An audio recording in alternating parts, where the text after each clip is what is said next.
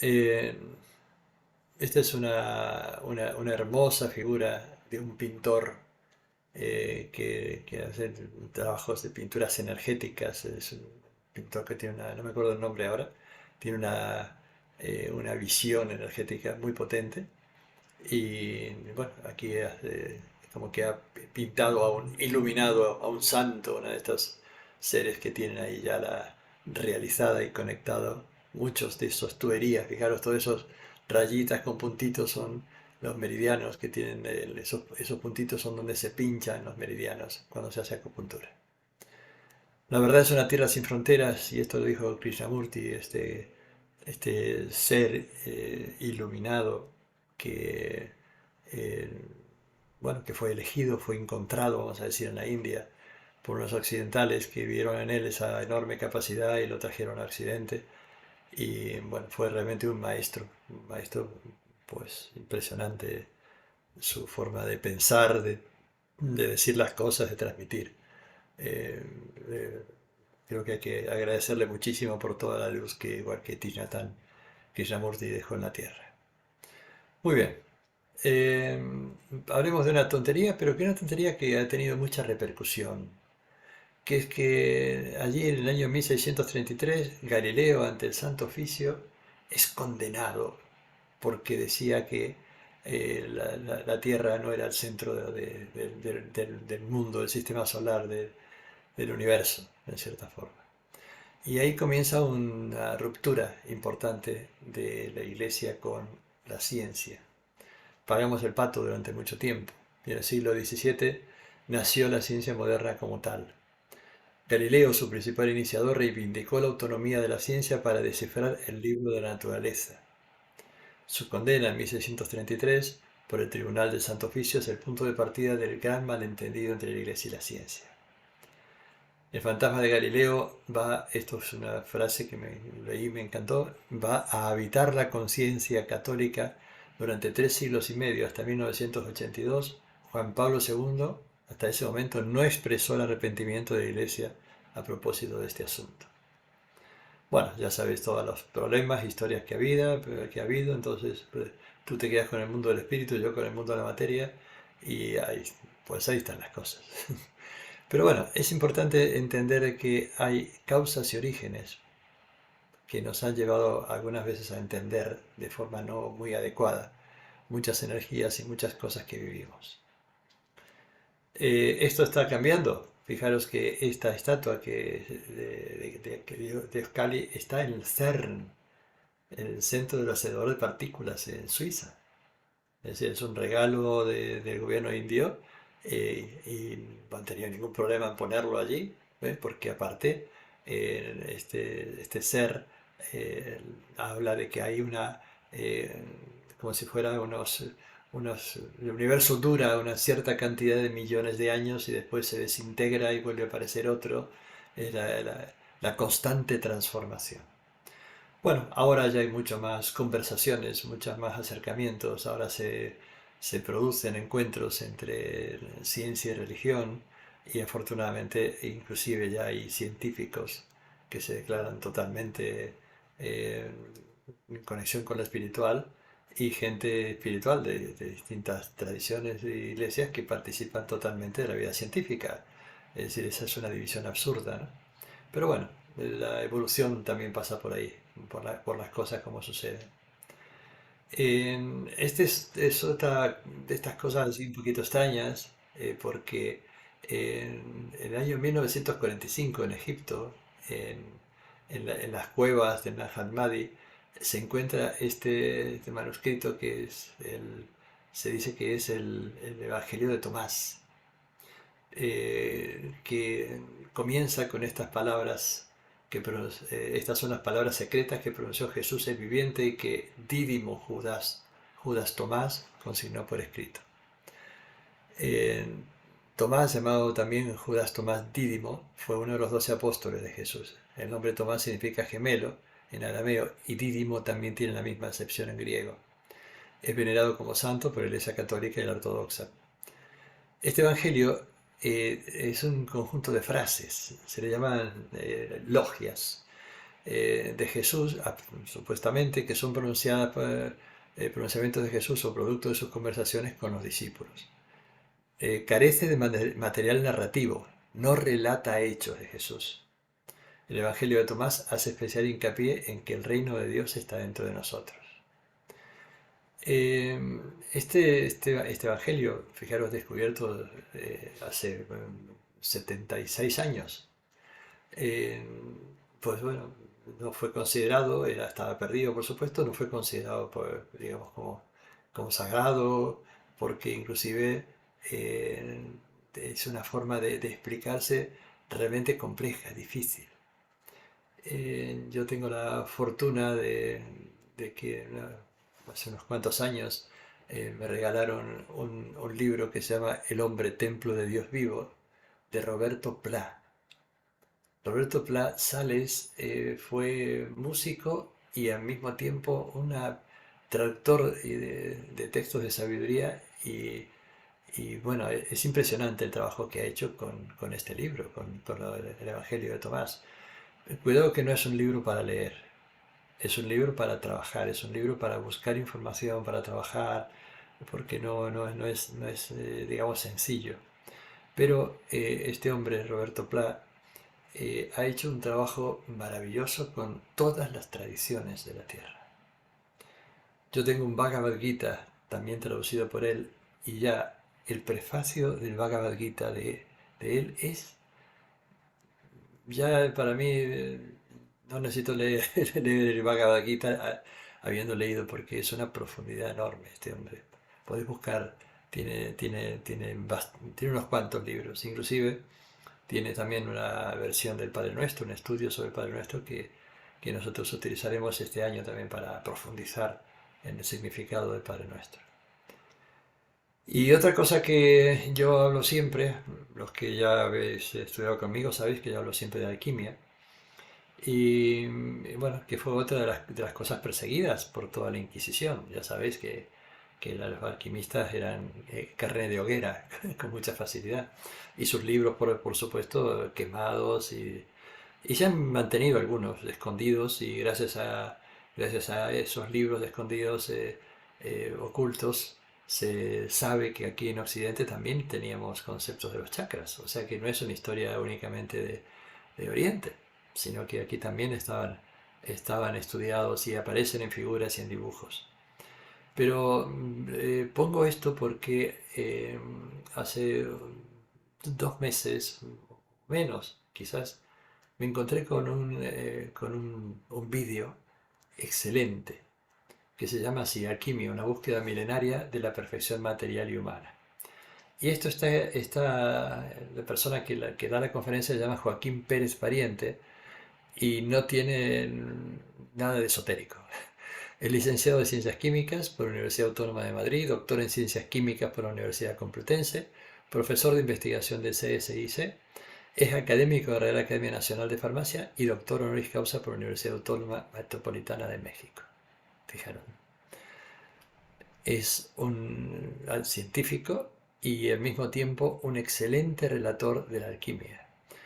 También voy a poner este link para que lo leáis, pero si fijaros, está dentro del canal .march.es, es de la banca March. Si entráis por ahí, fácilmente con este nombre podéis encontrar Alquimia, una búsqueda milenaria de la perfección material y humana. Y me ha encantado esa conferencia, me ha encantado porque es totalmente abierta, libre, no tiene ninguno de estos rechazos absurdos que se montan ahí hablando de tonterías de lo que no saben, simplemente porque en su momento fueron condenados, y supuestamente eso sigue siendo condenado cuando es un trabajo realmente de encuentro personal muy potente, muy profundo. También la alquimia genera la espagiria, que es el nombre dado a la producción de medicinas a través de las plantas por procedimientos alquímicos. Eso se sigue usando todavía. La espagiria se le atribuye a Paracelso, del griego extraer y ageiro, que es reunir, y fue usado como sinónimo de química. Paracelso dice lo siguiente: por eso aprende la alquimia, que es de otro modo que de otro modo es llamada espagiria. Ella enseña a separar lo falso de lo justo. O sea que hay todo un trabajo donde hacia afuera se está haciendo un trabajo con la materia, pero ese trabajo con la materia es un espejo de lo que está pasando contigo. Por eso es tan importante, desde mi punto de vista, por supuesto, entender que más allá de lo que nosotros nos pensamos, hay otra realidad, hay otra forma de conectar con las cosas.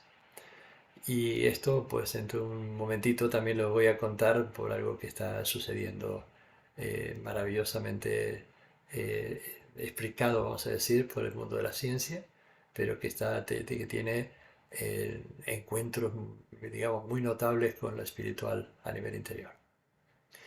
Bueno, fijaros los símbolos que os decía hace un ratito. Ahí está el masculino, el fuego y el aire, y el femenino, con la punta hacia abajo del triángulo, el agua y la tierra, y el balance, el equilibrio, fijaros que está entre las dos energías femeninas y masculinas. Es decir, estos cuatro triángulos, con sus barritas, esos dos, conforman ese hexágono que nosotros popularmente le llamamos la estrella de David, pero que es un símbolo antiquísimo. Es un símbolo que ya se encuentra en la India, por ejemplo, que también tiene el sentido del yin y el yang. Está en muchos lugares, tienen nombres propios y también es el símbolo fundamental del chakra del corazón. Porque el chakra del corazón justamente es el que equilibra las fuerzas que suben, las fuerzas que bajan. O sea, en esta estrella de 6 puntas, en el punto central estaría el corazón. Ahí está realmente el balance, el equilibrio. Y vamos a profundizar también este año en la alquimia, con los 7 pasos de la alquimia. Hasta este momento hemos venido hablando únicamente del solve et coagula, disuelve y vuelve a reunir. Lo hacemos, y yo sugiero siempre seguir haciéndolo por la noche cuando uno se va a dormir, porque es muy útil para limpiar los procesos inconscientes que no ayudan, y al mismo tiempo permitir encontrar una información, se puede decir, un poquito más profunda, elemental, por lo cercano, profundo. Y entonces creo que vale la pena hacer el trabajo del solve coagula. Pero los 7 pasos son estos. Vamos a ver cómo se hace esto a nivel psicológico, porque uno de nuestros trabajos fundamentales va a ser la limpieza de nuestro inconsciente, para que nos permita realmente hacer un trabajo de transformación, de transmutación. Así que estos son los 7 pasitos que daremos durante el año. Y en este siglo XX han aparecido nuevas visiones, no solamente nos quedamos con las antiguas, y visiones que vamos a incorporar algunas de estas cosas en nuestros encuentros durante este año. Uno de ellos, muy cercano para mí, porque eh, es el de Carlos Castaneda, el libro de Don Juan de Carlos Castaneda, que para mí fue una, bueno, una maravilla leer ese libro para entender de que también entre los indígenas americanos había todo un movimiento de conciencia muy profundo, que existían esos procesos iniciáticos y que tenían digamos, un cuerpo de trabajo muy bien montado realmente.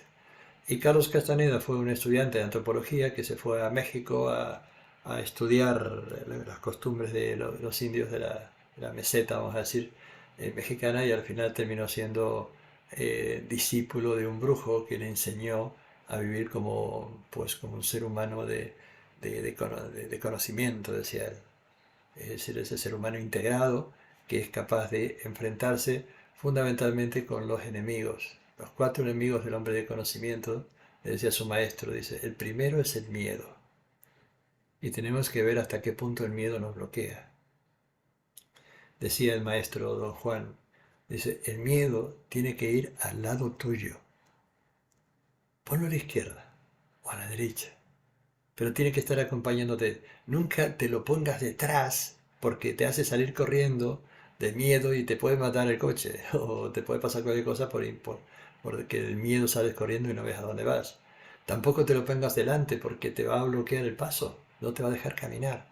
Se tiene que ir a un lado para, para aconsejarte, porque para eso está. Tiene un mecanismo de seguridad, de supervivencia, así que hay que aprovecharlo. Pero cuidado cómo lo utilizas. El segundo gran enemigo es la claridad.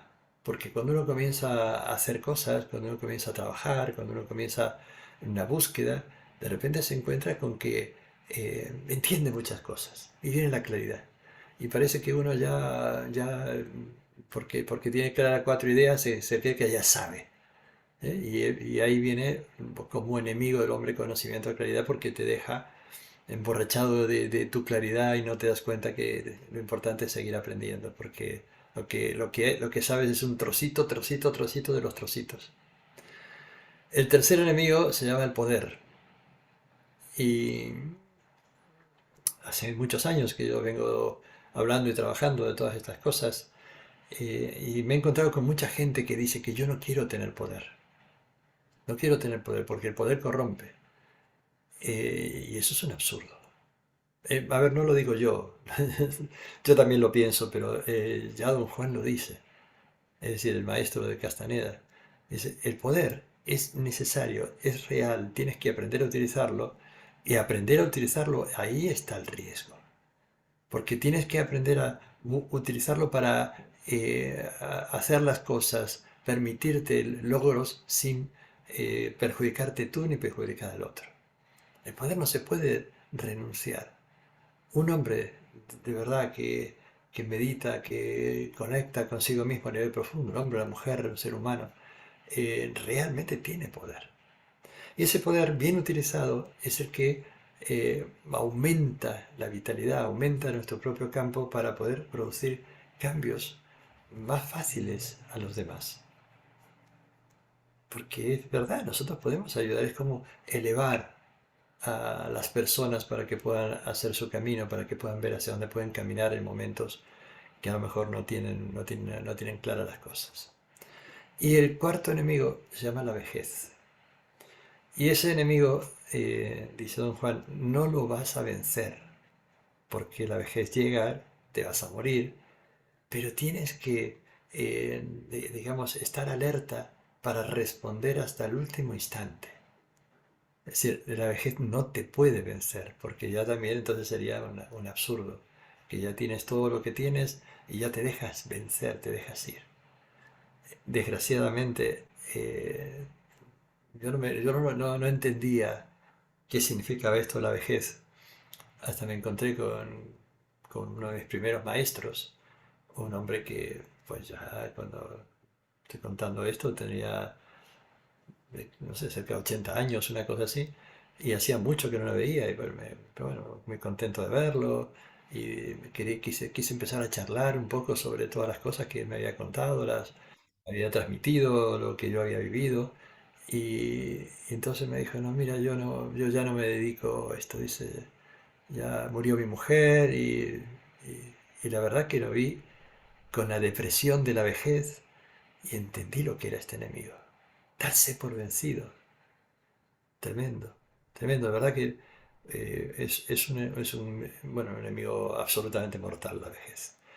¿Qué significa que uno controle estos enemigos? Eh, ¿Y en qué momento van a aparecer? Pues cuando hagamos los trabajos interiores. Cuando empecemos a buscar creencias, buscar los valores, de qué manera se expresan, qué facilitan, qué perjudican y todo lo demás, pues entonces en ese momento vamos a poder trabajar perfectamente estos cuatro enemigos, porque realmente para seguir el camino del corazón, que es lo que propugnamos, estos enemigos no ayudan para nada. Y están ahí y hay que trabajar con ellos, hay que vencerlos de alguna manera. Muy bien. Eh, Otra de las cosas que en el siglo pasado emergieron fue todo el trabajo eh, de lo que se llama la gran fraternidad universal, cuando hablan también, fijaros que justamente hablan de los tres calderos, hablan del caldero de la luz, del amor y la voluntad, y están conectados con esto y hacen la gran invocación. Es una hermosa oración, este año trabajaremos con oraciones, es una hermosa oración que traeré y la pondremos en marcha el día que trabajemos con los tres calderos. ¿Eh? Pero este movimiento eh, se extendió muchísimo por toda la Tierra y sigue extendido por toda la Tierra.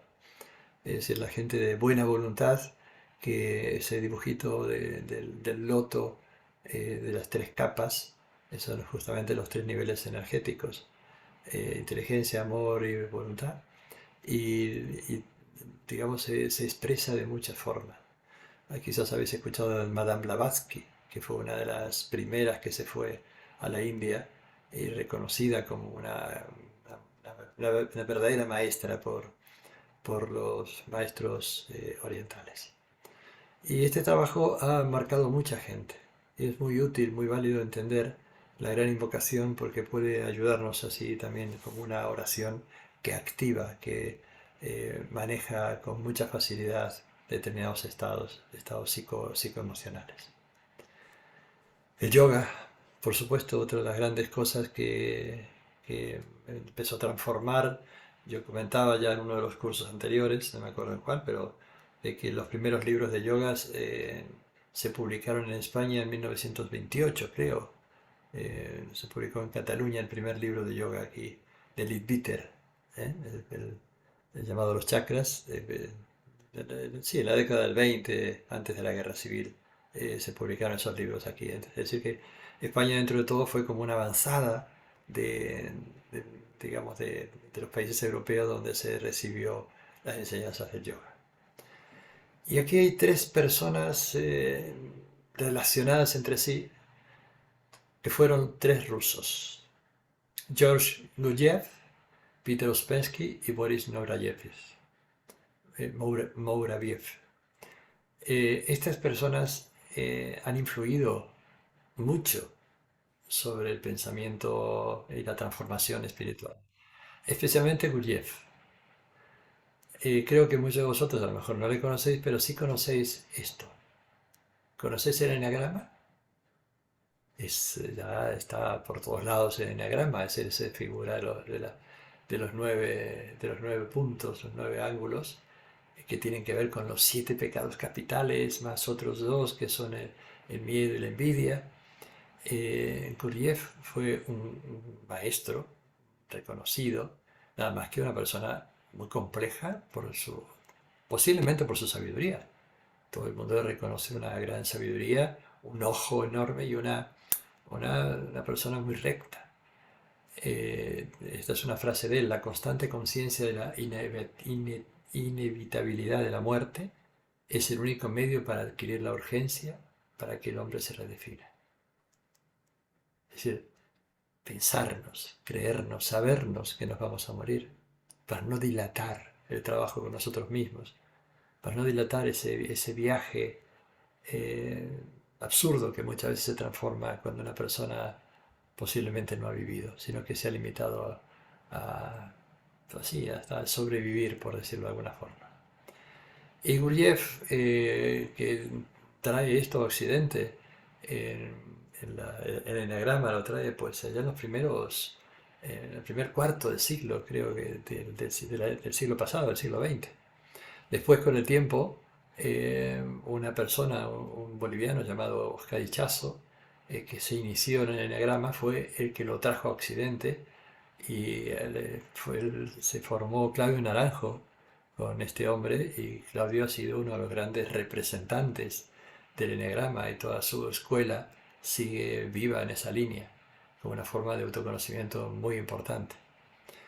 Y Gurdjieff se juntó por estas cosas de la vida con Ouspensky. Tiene un libro, se llama La psicología de la posible evolución del hombre. Y en ese libro dice: cuando comprendamos la importancia del estudio del hombre desde el punto de vista de su posible evolución, comprenderemos que la primera respuesta a la pregunta ¿qué es psicología? Debería ser que la psicología es el estudio de los principios, leyes y hechos de la posible evolución del hombre. Para Gurdjieff, la psicología se ha quedado en una parte muy pequeña, cuando en realidad la psique, que es el estudio del alma del ser humano, tiene que ver de qué forma el hombre puede evolucionar. ¿Cuáles son los elementos, cuáles son las herramientas, cuáles son los puntos fundamentales de apoyo para que se produzca la evolución del hombre? Eh, Él y Gurdjieff eh, estuvieron no mucho tiempo juntos, tuvieron temporadas así, pero no demasiadas.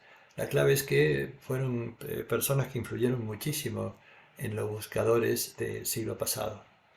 Gurdjieff hablaba del cuarto camino, y el cuarto camino tiene que ver justamente con los tres calderos también. Así que mencionaré un poco su trabajo sobre los tres calderos, sobre el camino del fakir, el camino del santo, el camino del místico. Y él hablaba el camino del que sabe utilizar los tres y utiliza un cuarto camino. Y el otro, Muraviev, fue un historiador, profesor universitario, filósofo, escritor, también ruso. Entre sus obras destacan Gnosis, cristianismo esotérico. Fue profesor de la Universidad de Ginebra, donde dictó dos cursos fundamentales, uno de historia rusa y el otro de filosofía esotérica, con el nombre de Introducción a la filosofía esotérica en la tradición de la ortodoxia oriental. Él era cristiano ortodoxo y, eh, y trabajó con todo lo que él y muchos otros dicen que hay detrás del cristianismo más que se ve hacia afuera, que forman las iglesias, que hay todo un conocimiento que se puede llegar a conectar gracias a elementos claves del cristianismo, y uno de esos elementos claves fundamentales es la oración del Padre Nuestro, al cual le dedicaremos, eh, digamos, estudios y prácticas, sobre todo prácticas, durante todo este año. Eh, Sus libros son muy gordos, muy gordos. El libro de Ignacio y el cristianismo esotérico tiene tela. No lo he leído, pero los he visto. Tengo uno, el primero de todos lo tengo, son 3 volúmenes. Y bueno, creo que valen la pena para el estudioso, porque esto tampoco es lectura de autoayuda. La clave es que estos tres rusos marcaron también en gran medida una mentalidad en Occidente. Es decir, no es que estuvieran compinchados, simplemente primero nace Gurdjieff, después Openski que estaba en Estados Unidos y este otro que vive en Suiza, pues al final montan ahí una urdiembre de cosas maravillosas para ayudar a producir transformaciones y cambios.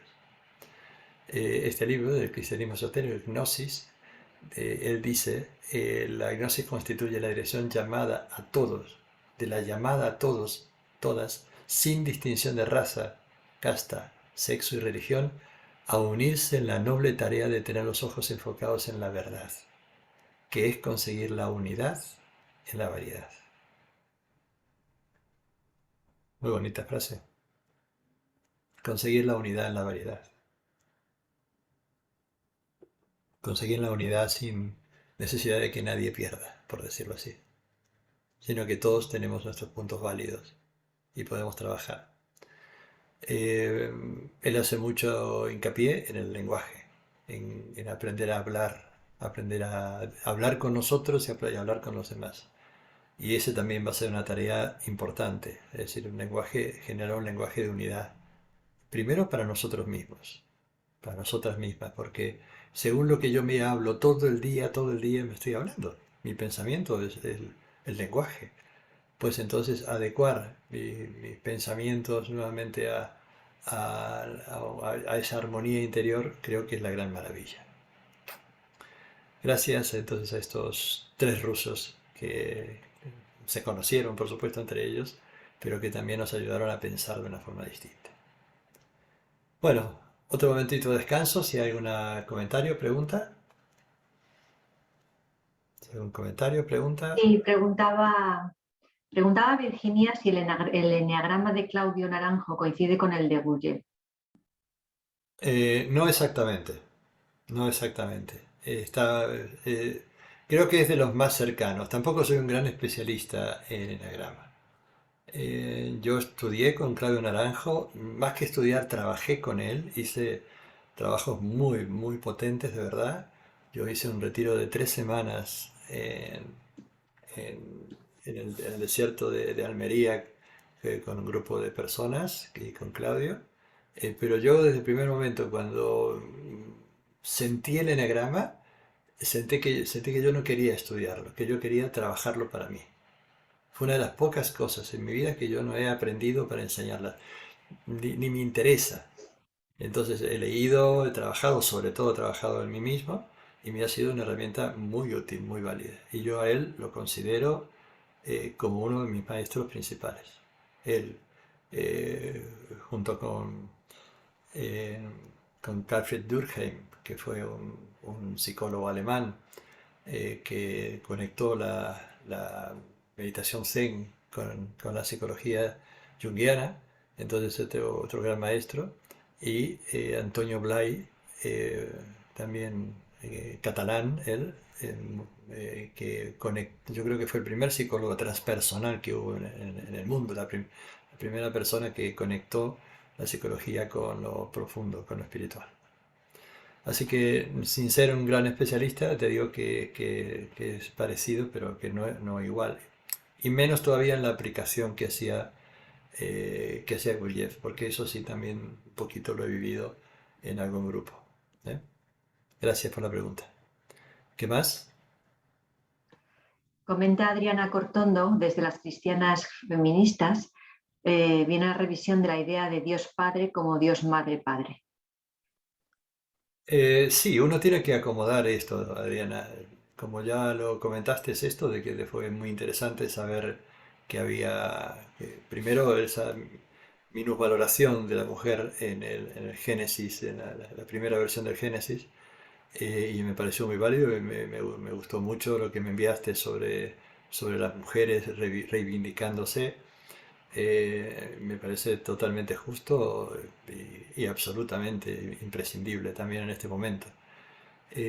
Una cosa importante es saber que todavía esas dificultades siguen existiendo, por supuesto, que tú lo sabes perfectamente. Y en algunos lugares, pues en algunas religiones y todo lo demás, bueno, son tremendas, directamente tremendas. Y la mujer no tiene alma directamente, ¿no?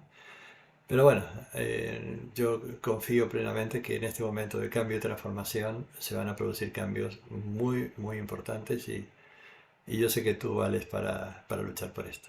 Gracias, Adriana. ¿Alguien más? No, Gustavo. Bueno, seguimos el último empujoncito. Vamos a hablar de algo que me encanta. En estos últimos tiempos he estado investigando mucho sobre el tema del ADN, los misterios del ADN. ¿Sabes que tiene lo que se llama el efecto fantasma? Aquí tengo un vídeo muy, muy cortito. Esperemos a ver si se puede ver porque el vídeo tiene muy mala calidad. ¿Eh? A ver, vamos a tratar.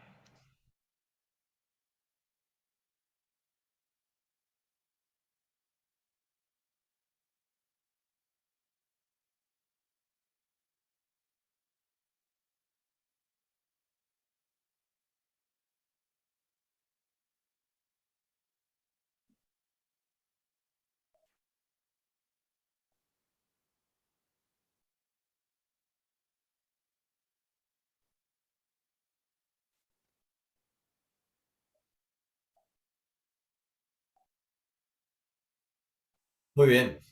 Pues este fue un experimento que se hizo hace como 40 años, más o menos. Y de qué manera bueno, pues bueno, se leía, ¿no? Porque dice que de ese techo que no se oía, pero por lo menos que se leía, porque no, lo único que había era digamos, como si fuera una música detrás. Pero bueno, básicamente es que el efecto fantasma es que cuando hay un conjunto de fotones y entra el ADN, cuando se retira el ADN, ha coordinado a los fotones para que se produzcan cambios que quedan ordenados de una forma totalmente conectado con el ADN. Y esto tiene que ver porque después se han hecho experimentos a partir de aquí. Otro experimento demuestra que permanecemos conectados con nuestro ADN aunque estemos separados en la distancia. Y esta conexión es instantánea, no hay tiempo. se produce automáticamente. Entonces, ¿qué es lo que hacen? Toman una muestra de tejido, la separan del donante al que se le aplican estímulos, como de pequeñas descargas eléctricas, pequeñas, que producen unos picos registrables también en la muestra aislada. Quiere decir que la persona está a 1 kilómetro o a 10 kilómetros, lo que sea, y le paran el estímulo y el ADN lo percibe. Todas las células están comunicadas a través del ADN, incluso en la distancia. Fijaros qué bonito.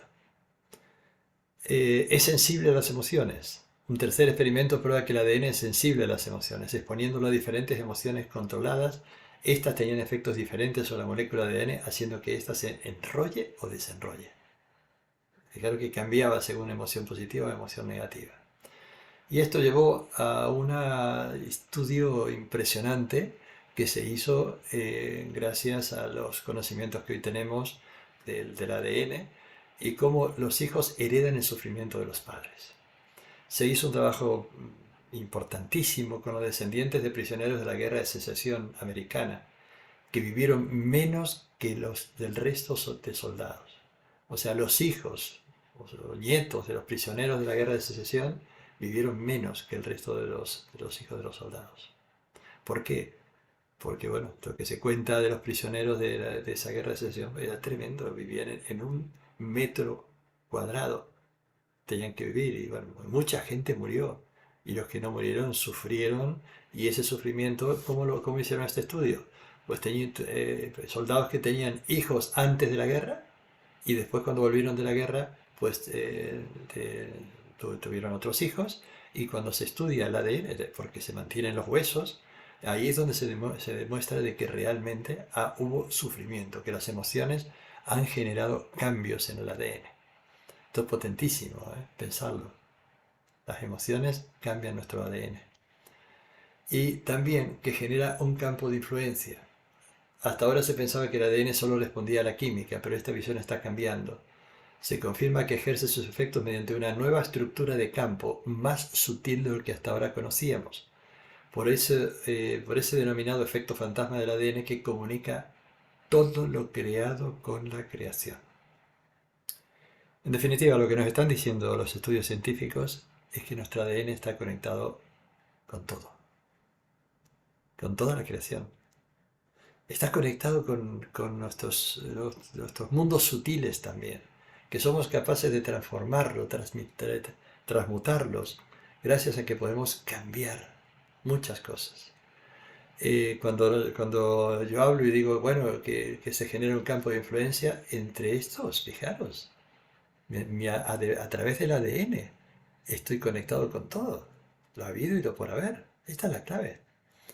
Y también el último descubrimiento es este. Los químicos usan ADN para crear la antena más diminuta del mundo. Ahí está, con un telescopio, por supuesto, electrónico, de estos que aumenta millones de veces, porque con esa antena monitorean los movimientos de las proteínas. Porque esto se ha demostrado que puede producir cambios y mejorar la salud, bien, lo que fuera. Pero daos cuenta que el ADN también es una antena. Quiere decir que Greg Braden, que ha estudiado mucho este tema, yo coincido con él, no él conmigo, lo he escrito, yo coincido con él de que realmente las capacidades paranormales, la parapsicología, realmente se puede explicar, creo yo, a través del ADN. ¿De qué manera se está produciendo estas alteraciones? Hay alguien que está produciendo mucho sonido, por favor. Hay un sonido muy extraño. Si alguien tiene el micrófono abierto y está rompiendo algo, gracias. Entonces, el ADN sirve también como antena. Emitimos y recibimos y ¡pam! Capta el campo. Así que posiblemente nos encontremos en este momento ante una de las explicaciones más bonitas y más completas acerca de qué manera el ADN nos está influenciando. O el ADN es influenciado también por lo que pasa afuera, fijaros. Bueno, ya sabemos que las creencias, todo esto está influyendo en el ADN y cambiarlo repercute en la salud. Esto es lo que llaman la epigenética. Bueno, vamos terminando. Estamos aquí conectados diciendo de que nuestro campo energético, pues esto no solamente son los meridianos internos los que tenemos, sino los externos, llamados nadis. Arriba hay como si fuera un embudo, está nuestro yo superior, por debajo estamos conectados con otro centro de la Tierra. Y ahora es lo que tenemos que empezar a darle importancia, es decir, importancia en el sentido de que realmente ahí hay una conexión en la Tierra que nos está marcando también nuestra relación con Gaia, con la Madre, ¿eh? Y que nosotros podemos también producir transformaciones, porque estamos unidos a, al Dios Padre, Dios Madre, ¿eh? Después ya hablaremos, Adriana, por lo que a mí me ayudó unas palabras del Dalai Lama. Bueno, decimos que en Occidente el manejo de energía se hace al revés. Fijaros, en Oriente te sientas en el suelo, lo que sea, y en Occidente te arrodillas o haces las cosas sentado. Es decir, porque el movimiento energético en Occidente sigue un poco este orden del árbol de la vida, de la cábala, que también tiene que ver con la manera en que se expresa el Padre Nuestro. Y el Padre Nuestro tiene una frase muy impresionante. Aquí está Mateo 6.7.13, si queréis verlo en vuestras Biblias. Y yo me encontré una Biblia que es la Reina Valera, publicada en 1960, que tiene el Padre Nuestro, que es el manual tradicional. Y orando no uséis vanas repeticiones como los gentiles que piensan que por sus palabrerías serán oídos. No os hagáis pues semejantes a ellos, bla, bla, bla, bla. Y cuando viene el Padre Nuestro, dice: Padre Nuestro que estás en los cielos, santificado sea tu nombre, venga tu reino, hágase tu voluntad como en el cielo, así en la tierra. El pan nuestro cada día nos debe, perdona nuestras deudas como también nosotros perdonamos a nuestros deudores, y no nos metas en tentación, mas líbranos del mal. Porque tuyo es el reino, el poder y la gloria por todos los siglos. Amén. Esta frase no está en la mayor parte de las Biblias, por lo menos las que manejamos nosotros en este mundo occidental católico. Esta frase está dentro del Padre Nuestro tradicional, antiguo, y por algún motivo se cortó. Vamos a trabajar mucho con esta frase, igual que con todas las frases, porque para mí son una conexión perfecta con cada uno de los chakras. Nos pueden ayudar a limpiarlos, a armonizarlos, nos pueden ayudar a conectar de una forma totalmente distinta con nuestra espiritualidad, con la Madre y con el Padre, que es lo bonito. Esta frase se dice hoy en la misa católica, se dice cuando termina el Padre Nuestro, al cabo del momento, se dice: porque tú eres el reino, el poder y la gloria, bla, bla, bla, bla. Pero algo ha pasado, y yo todavía no he podido encontrar ninguna explicación sobre por qué esta frase se separó del Padre Nuestro tradicional. ¿Por qué no por ejemplo, los ortodoxos la siguen diciendo? Eh, ¿Cómo se llama esta otra? Que son muchos en América del Norte. Bueno, otra de las iglesias protestantes. Los protestantes también lo siguen diciendo dentro del Padre Nuestro. Y yo, al principio, cuando empecé a hacer el estudio energético por una experiencia que algo conté y ya contaré, de sentir la energía, cuando se terminaba la energía y no nos metas en la tentación y librarnos del mal, era como un coitus interruptus. Y el día que un amigo me regaló una cinta y dice: ¿a ti que te gusta el Padre Nuestro? Aquí hay un concierto donde lo cantan. Y cantan esta última frase.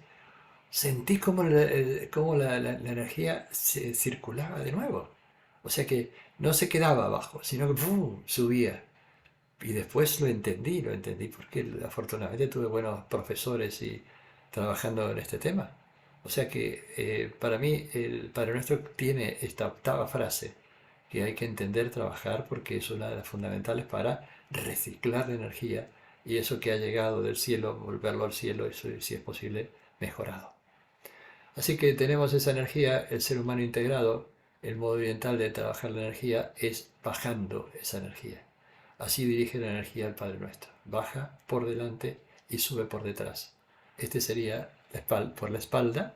El reino está en los pies, el poder está a la izquierda, la gloria está a la derecha, están a la altura del corazón y después sigue. Esto tiene que ver con la cábala. Así que ya trabajaremos sin estudiar cábala, pero porque eso es complejísimo, pero por lo menos para entender cómo funciona esta energía. Y otro tema, trabajaremos un poco el tema de los cuerpos energéticos. Es decir, cómo esos 7 cuerpos que corresponden con nuestra realidad, esto está, digamos, no está claro, por lo menos no hay una super coincidencia en muchas escuelas, pero sí la mayoría habla de los cuerpos. La forma de plantearlos y todo lo demás, hay dificultades. Yo la verdad que no lo trabajo demasiado, los utilizo porque tienen importancia, pero especialmente muchas veces con los sueños. Pero bueno, lo trabajaremos, lo pondremos en marcha para mejorar nuestra relación energética, que es lo que nos importa de verdad. Bueno, pues aquí en el centro tenemos esta maravillosa energía, en el centro de todas está fluyendo constantemente nuestra energía. Y me cambio totalmente para decir el lenguaje determina inconscientemente nuestra conducta y traigo a papá Freud. Papá Freud decía esto, hay que tenerlo en cuenta, porque eh, sabía lo que decía en ese sentido. Lo que yo digo está inconscientemente generando conducta. Por eso es importante aprender a hablar. Y terminamos los 4 pilares diciendo que en el 2022 íbamos a trabajar los templos como centros energéticos de conciencia.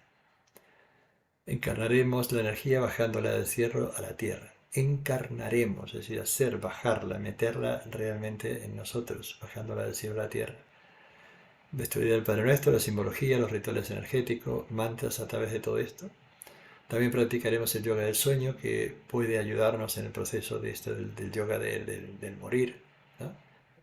Y recorreremos el camino del héroe. Estas son digamos, las cosas fundamentales. El proceso, como dije también al principio, con el tema de la muerte, que también estaremos trabajando.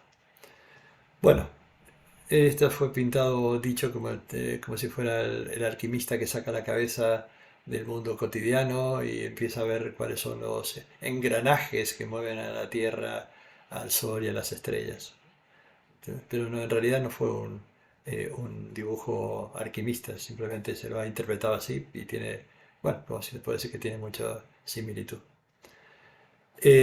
Os cuento para que ya no... bueno, vamos a hacer una cosa. Preguntadme más preguntas ahora, porque ahora lo que voy a contar también originará preguntas, pero como cambian de forma, mejor que me preguntéis si hay alguna otra pregunta, cotilleo, sugerencia.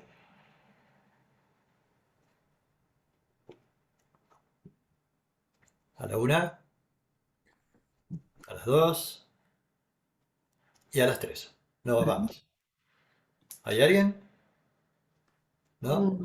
Dice Virginia que dejes la imagen anterior, por favor. Y no hay más preguntas. ¿Esta? No, la otra, la siguiente. ¿Esta? No había esta, gracias. Bueno, porque esto es lo que vamos a hablar sobre que el próximo miércoles 3 de febrero, 19:30, volvemos a encontrarnos para hacer el ritual de profundización de la pareja interior. Este ritual utiliza las cosas que nosotros ya hemos trabajado en los 4 pilares y por lo tanto esto va a ser, digamos que lo primero que voy a hacer es el ritual con la conexión de la tierra, el agua, el fuego y el aire para, eh, para poder trabajar adecuadamente profundizando la pareja interior.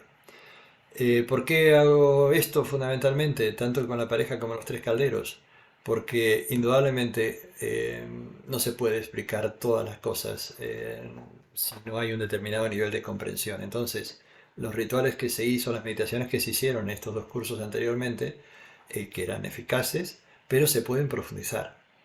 Se pueden profundizar, se pueden mejorar, vamos a decir, cuando se hace, por ejemplo, esto que proponemos. Vamos a trabajar con los símbolos de la naturaleza. Entonces, para preparar el ritual general, que también lo utilizaremos después, el 16 con los 3 calderos para el que quiera, es importante que lo que elijas, que sean objetos, que sean símbolos de los 4 elementos de la naturaleza. Por ejemplo, de la tierra puedes elegir una piedra que te guste o un cristal, como por ejemplo un cristal de cuarzo, algo por lo que sientas afecto. Agua, pues un vasito con un poco de agua. Pues el elemento agua, pues directamente el líquido. Fuego, una vela pequeña con cerillas o mechero para encenderla cuando sea el momento. Y en el aire se sugiere el incienso y como hay gente que tiene un poco de reacción por el incienso, puede ser un vaporizador con un perfume de una esencia especial para ti. Y por último, otro objeto que para ti represente la energía del amor o la conexión espiritual. Lo que tú quieras. Esto como ya lo hemos hecho muchas veces, la gente dice, bueno, sí, una cruz, vale, perfecto. Para otras personas puede ser una concha de eh, del mar, un animalito, lo que fuera, en fin, lo que para ti represente la conexión espiritual. O sea, estos son los elementos básicos para hacer el ritual, que utilizaremos tanto el 9 como el 16. Y después te digo, en cuanto puedas, hoy o mañana, recoge un poco de tierra y divídela en dos partes. Uno, a modo de meditación te invitamos a humedecer con un poco de agua una parte de la tierra y amasarla suavemente entre tus dedos. Simplemente un poquito, es decir, como hacerte una bolita o amasarla, que es lo que tú quieras. Siente la tierra, el agua, tus manos y después déjala en un recipiente. Ese trocito de tierra, déjala en un recipiente, o pues, en cualquier lugar, pues, un plato, donde quieras. 2. La otra parte ponla al sol o cerca de una calefacción para que se vaya secando y endureciendo conforme vaya perdiendo la humedad. Trata de que no sea algo como que lo pones al fuego directamente, sino que se vaya secando poquito a poco. ¿eh? Que vaya perdiendo la humedad, porque piensa que esto lo vamos a usar el miércoles de la semana que viene. Si lo puedes encontrar hoy o mañana, pues sería un buen momento. Después, haz este trabajo de meditación por lo menos una vez al día. Entra en tu interior, relaja el cuerpo, respira profundo. Cuando estés más centrada, preparada, coge ambas partes de la tierra y mantén una en cada mano, con presencia y conciencia. Quiere decir, mantente conectado con esa tierra. Puedes cambiar de mano un día la húmeda a la izquierda, otro día en la mano derecha. Bien, ya veremos otra cosa después. Pero lo importante es que tú uses la conciencia para sentir las texturas, lo que le sucede, lo que te sucede a ti, lo que te sugiere también. Y después toma notas de tu experiencia sin juzgarla. Ya entenderemos cuando hagamos el ritual, pues algunas otras cositas. Ten ambas partes de la tierra y los otros objetos el día 9 de febrero para que juntos podamos hacer el ritual de la pareja interior. Si queda alguna duda con esto quedará escrito y aparte digamos, de leerlo, si alguien quiere hacer una pregunta ahora o más tarde cuando se ponga a hacer el trabajo, pues bienvenido es sin ningún problema. Así que esto es para el ritual del 9 de febrero. Si te es más cómodo tener la presentación y los tres rituales juntos en una misma carpeta para irlas consultando cuando quieras, te invitamos a que puedas entrar en el siguiente link.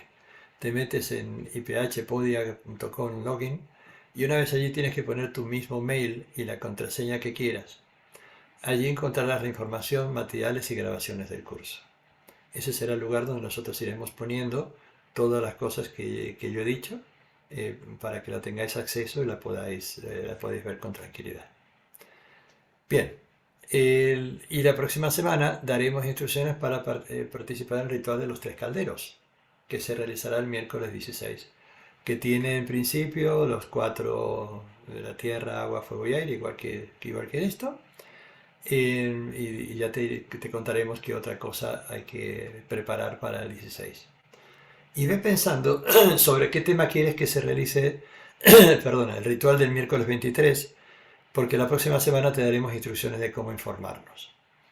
Este ritual será, como yo dije, que es un ritual para mejora personal, para lo que cada uno quiera.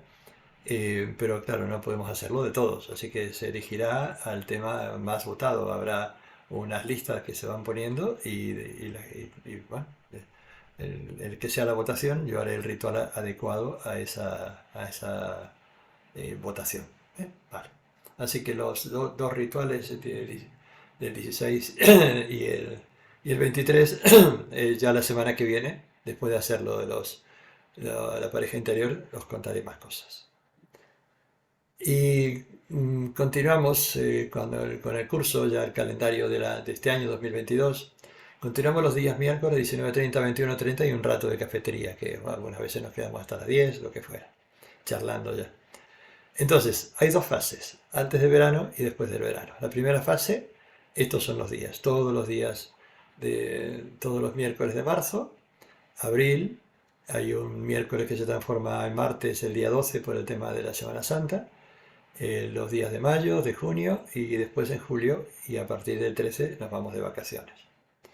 Y la segunda fase ocurre en septiembre, el 21 de septiembre. Empezamos de nuevo, octubre, noviembre y terminamos el 21 de diciembre. Fijaros qué bonito. Empezamos la segunda fase el 21 de diciembre. Empezamos la primera fase, el 2 de marzo, en 40 días antes de Semana Santa. Una fecha curiosa también. En septiembre 21 comienza el otoño y diciembre 21 comienza el invierno. O sea que nos pasamos todo el otoño haciendo el trabajo interior, ¿eh? De ese cambio que hacemos hacia el invierno para meternos profundamente en nuestra cueva. En total son 32 clases con un mínimo de 64 horas lectivas. Esto es lo que va a durar el curso hasta el 21 de diciembre. Precios. Dinámicas de las clases. Van a ser 2 clases continuadas que tendrán una dinámica teórico-práctica similar a la que veníamos realizando, y en la siguiente, que es la tercera clase, se realizará una meditación de profundización y se hablará de un tema elegido y votado por los participantes. De esta forma se podrán aclarar todas las dudas y profundizar en temas anejos al curso. Quiere decir, supongamos, vamos a empezar con la primera frase del Padre Nuestro, supongamos, Padre Nuestro que estás en los cielos, empezamos a entender qué significa, qué relación tiene con el chakra, qué símbolos hay alrededor, cómo se puede potenciar una cosa con la otra. Es decir, hacemos todo el estudio, todo el trabajo, lo hacemos de manera práctica, 2 días, y el tercer día se puede seguir trabajando sobre ese centro a nivel teórico, o se puede poner otro tema. Habrá una forma de poner lista para que todos los participantes voten. Entonces, 2 días de clase como muy estipulada, con proyección y trabajo y meditación, por supuesto, y otro día donde hay meditación, hay profundización, pero más que nada hay charla. Lo que en Oriente se llama satsang, es decir, hablar con el maestro, que yo voy a ponerme en el lugar del maestro, y entonces preguntar, comentar, profundizar en las cosas que son experiencias que cuando estamos trabajando 2 horas con las meditaciones no nos da tiempo. Así que, pues eso es la dinámica que van a tener las clases. Por supuesto que si estas clases en algún momento, por lo que fuera, de repente la gente, vosotros los participantes, decís, oye, que nos interesaría hacer otra cosa de otra manera, pues oye, es nuestro trabajo. Si nos ponemos de acuerdo todos, pues maravilloso, ¿eh? Así podemos fluir y realmente elegir lo que queremos. Precio. El precio son 64 horas supuestamente a 10 euros, son 640 euros, pero si hacéis un pronto pago hasta el 17 de febrero, el precio queda en 390, IVA incluido. Los antiguos alumnos que han hecho cursos anteriores tendrán un descuento de 50 euros y para eso hay que solicitar un cupón personal. Se puede pagar en 2 cuotas, la primera parte, que es la que dura hasta el 20 de julio, que cuesta 225, y la segunda parte, pues antes de septiembre hasta diciembre, 4 meses, 200 euros. Y tendréis 25 euros de descuento, que son los 50 divididos en 2 partes.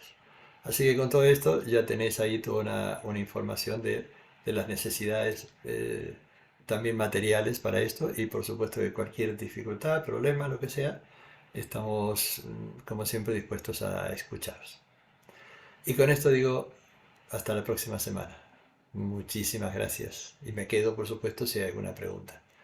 Pero os agradezco muchísimo vuestra presencia y estoy encantado de poder contar todo esto. Si hay preguntas, ya sabéis que os estamos esperando.